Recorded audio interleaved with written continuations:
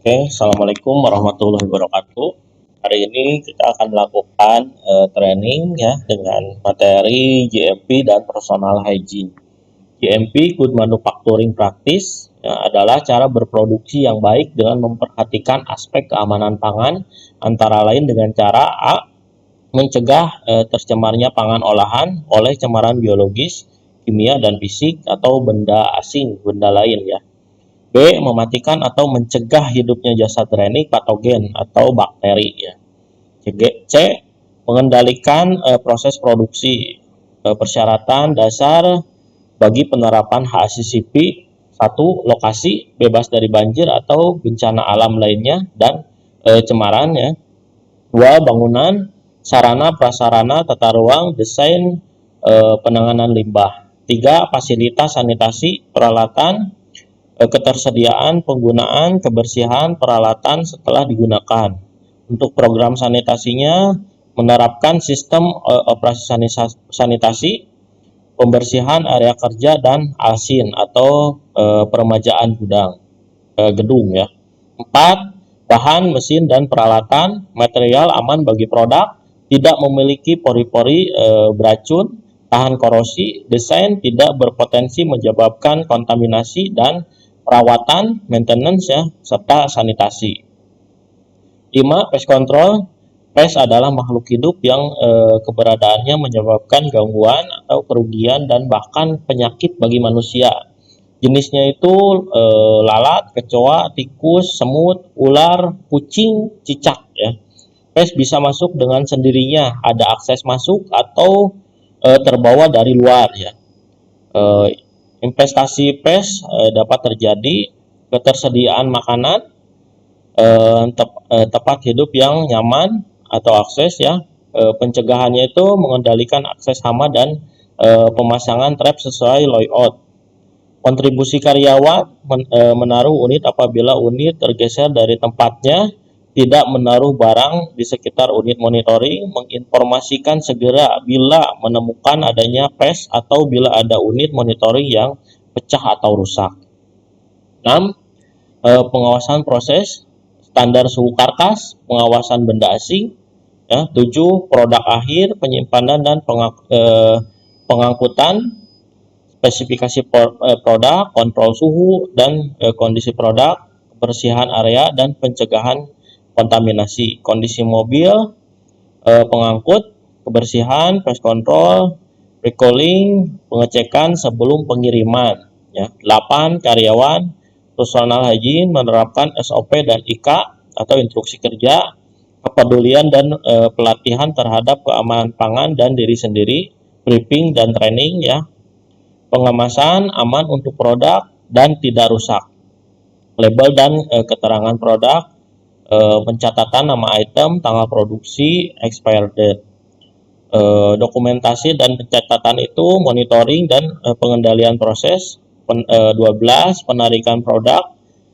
Penarikan produk tidak sesuai dari customer.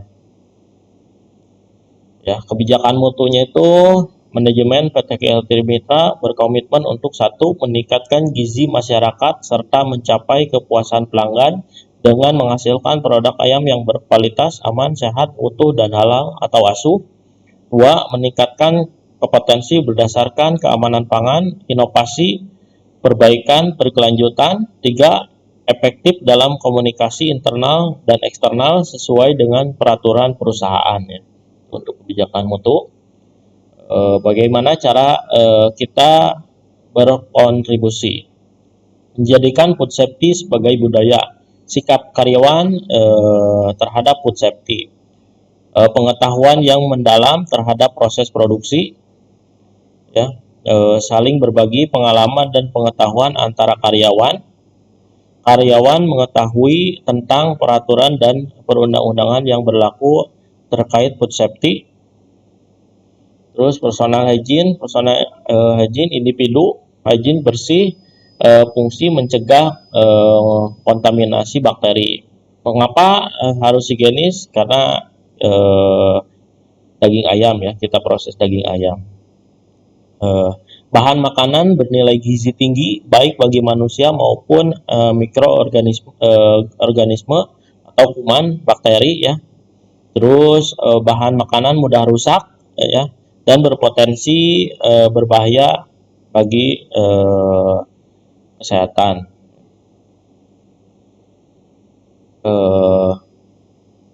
Penerapan personal hygiene salah satunya cuci tangan, memakai APD, alat pelindung diri, ya. Salah satunya tutup kepala, mencegah adanya kontaminasi dari rambut, masker, kontaminasi dari mulut dan hidung, bersin atau batuk, sarung tangan, kontaminasi dari tangan, apron, kontaminasi dari pakaian pekerja, sepatu boot, kontaminasi dari alas kaki pekerja. Semua pekerja dilarang menggunakan 1. Jam tangan, anting, gelang, cincin, kosmetik, wewangian, jarum pentul, dan sejenisnya untuk perempuan, kat kuku, atau kuteks. Terus aturan selama di ruang produksi, tidak menggunakan make up dan ini untuk perempuan ya, tidak menggunakan make up dan parfum yang menyengat, tidak memakai perhiasan dan aksesoris, cincin, gelang, kalung, anting, dan jam tangan. Kuku bersih, pendek, dan tidak dicat.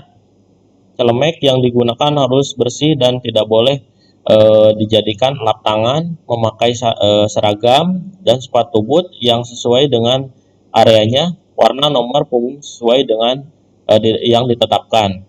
Operator yang berambut panjang harus mengikat rambutnya dan harus menggunakan penutup kepala atau harnet ya.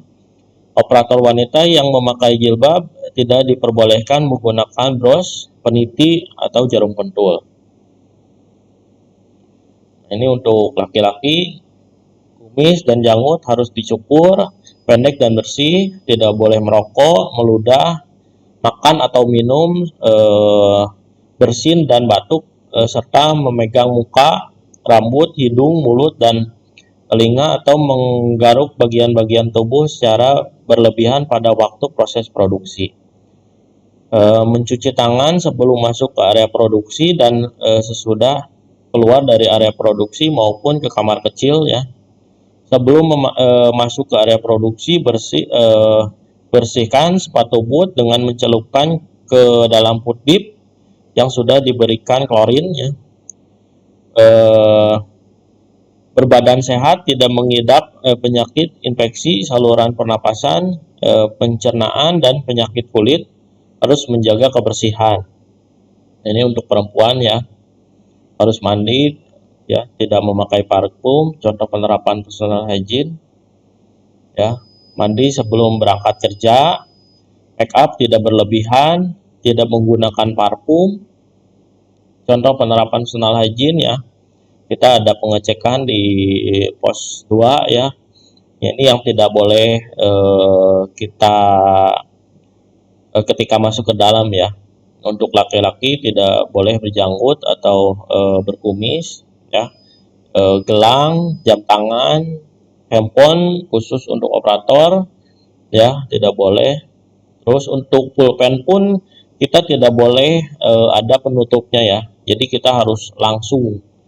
Jadi takutnya ketika kita pencatatan kita lupa dengan tutupnya sehingga berpotensi terkontaminasi ke produk ya. Apalagi sampai terkirim, nah itu udah jadi masalah.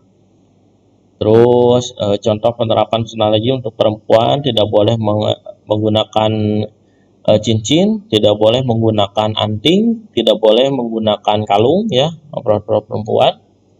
Nah, ini untuk pemakaian APD lengkap ya. Untuk area kotor, untuk area bersih ya. Jadi kita ada 3 area ya. Jadi area kotor itu mulai dari EPIS ya. Terus area bersih itu dari processing 1, processing 2, terus ada area gudang ya. Jadi kita ada pemisahan-pemisahan. Dan bajunya pun kita udah siapkan dengan berbeda warna.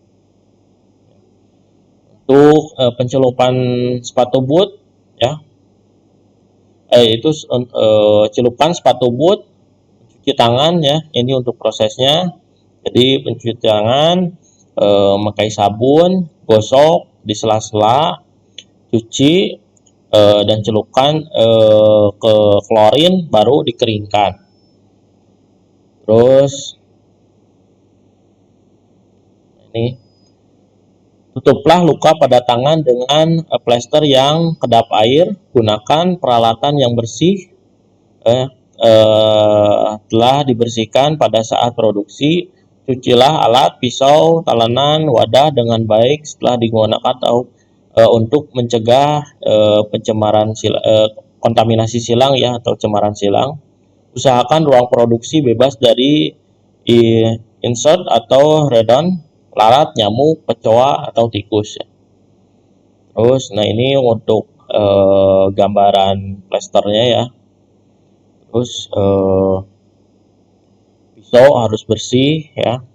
Terus ini untuk area produksi tidak boleh ada tikus ya. Ini untuk contoh penerapan personal hygiene ini ya. Jadi yang gak boleh dan yang sesuai dan tidak sesuai ya. Ini untuk salah satunya yang tidak sesuai, sepatu boot akan ya kemana-mana. Terus untuk yang kesesuaian itu rapih ya, penerapannya itu udah sesuai. Oke, terima kasih. Cukup sekian. Terima kasih. Assalamualaikum warahmatullahi wabarakatuh.